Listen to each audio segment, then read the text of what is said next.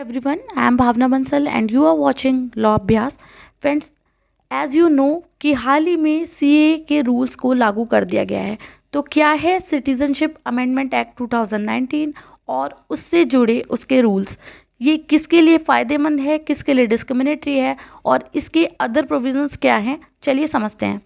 देखिए, कॉन्स्टिट्यूशन के part second में सिटीजनशिप से जुड़े प्रोविजंस को दिया हुआ है। 1947 के बंटवारे के समय सिटीजनशिप किसको दी गई और किसको नहीं, बाहर के व्यक्ति इससे कैसे ले सकते हैं, इसे बाहर जाने पर सिटीजनशिप कैसे चली जाएगी, उस पर क्या इफेक्ट पड़ेगा, एक्सेट्रा एक्सेट्रा, इसमें प्रोविजंस दिए हुए हैं। ठीक है, देखिए सिटीजनशिप एक्ट 1955 में फर्स्ट टाइम आया था और 2024 तक इसमें अभी तक 6 बार अमेंडमेंट किए जा चुके हैं। 2019 का जो सिटीजनशिप अमेंडमेंट एक्ट था उसे 12 दिसंबर 2019 को प्रेसिडेंट के द्वारा असेंट दे दी गई थी। ठीक है, देखिए सिटीजनशिप अमेंडमेंट एक्ट 2019 क्या है। ये 3 देश पाकिस्तान, बांग्लादेश और अफगानिस्तान, यहाँ से जो 6 तरीके की हिंदू, सिख, बुद्धिस्ट, पारसी, क्रिश्चियंस और जैन्स, ये जो नॉन मुस्लिम्स भारत आए, इनको सिटीजनशिप देने के लिए ये एक्ट लाया गया है। ठीक है, देखिए सीए का पर्पस क्या है।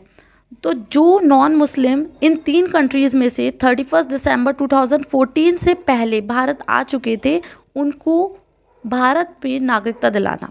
ठीक है, तो उसके लिए सेंट्रल गवर्नमेंट के द्वारा रूल्स को नोटिफाई किया गया है, जो 11 मार्च 2024 से लागू किया गया है। ठीक है, इसमें क्या है, जो गैर मुस्लिम जो 31 दिसंबर 2014 से पहले भारत आए थे, वो इसके लिए अप्लाई कर सकते हैं। उन्हें गवर्नमेंट पोर्टल पर जाकर राइटफुल इमिग्रेंट के रूप में एप्रोप्रिएट प्रोसीजर को फॉलो करते हुए अप्लाई करना है अपनी भारतीय नागरिकता के लिए। ठीक है, उसके लिए उन्हें क्या करना होगा, उसके लिए उन्हें सबसे पहले बताना होगा कि वो बिना डॉक्यूमेंट के भारत में कौन से ईयर में एंटर हुए थे, और साथ ही साथ बताना होगा कि इन 3 देशों में से वो किस देश के निवासी रह चुके हैं, जिसके लिए गवर्नमेंट ने 9 तरीके के डॉक्यूमेंट को वैलिड बताया है, जिन्हें वो as a ID proof show कर सकते हैं। देखिए नेक्स्ट क्वेश्चन है कि आखिर ये अधिनियम लाया क्यों गया। तो 1950 में नेहरू लियाकत समझौता होता है, जिसमें ये समझौता किया जाता है कि अपने देश के माइनॉरिटीज़ को सुरक्षा दी जाएगी। बट टाइम के साथ हमने देखा है कि पाकिस्तान में नॉन मुस्लिम्स के साथ किस तरीके का ट्रीटमेंट दिया जाता है। ठीक है, इनफैक्ट वहाँ के जो पहले कानून मंत्री थे जोगिंदर नाथ मंडल, जो कि एक दलित हिंदू थे, वो पाकिस्तान के शोषण से इतना ज़्यादा परेशान हो गए थे कि उन्हें 1950 में भारत वापस आना पड़ा और बंगाल में गुमनामी की ज़िंदगी गुजारने के लिए मजबूर होना पड़ा। देखिए, इस एक्ट से रिलेटेड एक कंट्रोवर्शियल क्वेश्चन 2019 से लेकर अब तक चला आ रहा है कि क्या ये एक्ट भारतीय मुसलमानों के खिलाफ है। तो इसका जवाब देते हुए हमारी होम मिनिस्ट्री ने कहा है कि ये एक्ट नागरिकता देने के लिए है, ना कि छीनने के लिए, और इसका भारतीय नागरिकों से कोई मतलब नहीं है। नेक्स्ट, इसके अगेंस्ट काफ़ी आर्ग्यूमेंट्स दिए जा चुके हैं, जैसे कि एक है कि ये एक्ट मुसलमानों से भेदभाव क्यों करता है। तो देखिए, ये जो तीनों ही कंट्रीज़ हैं, ये मुस्लिम मेजॉरिटी कंट्रीज़ हैं और यहाँ पर मुसलमानों के साथ शोषण किया जाए इसके चांसेस बहुत कम है। ठीक है, दूसरा आर्ग्यूमेंट है कि इन देशों में शिया और अहमदियास का भी शोषण किया जाता है, तो उन्हें इस एक्ट में क्यों नहीं इंक्लूड किया गया।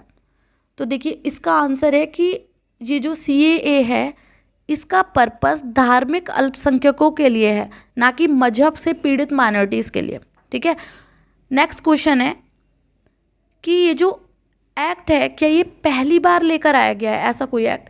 तो नहीं, इससे पहले 2 बार ऐसे एक्ट आ चुके हैं। सबसे पहले 1950 में द इमिग्रेंट एक्ट 1950 आया था, जिसका पर्पस था असम में इलीगल इमिग्रेंट को निकालना और सिख और हिंदू जो पाकिस्तान में उत्पीड़ित किए जा रहे हैं उनको भारत में शरण देना। नेक्स्ट एक्ट अटल बिहारी वाजपेयी जी के टाइम में 2003 में आया था, जिसमें उन्होंने गुजरात और राजस्थान को स्पेशल राइट्स दिए थे पाकिस्तान और बांग्लादेश से आए सिख और हिंदूज को भारत में नागरिकता देने के लिए। ठीक है, तो थैंक यू सो मच। आपको हमारा ये एक्सप्लेनेशन अच्छी लगी हो तो please like share and subscribe my channel. Thank you.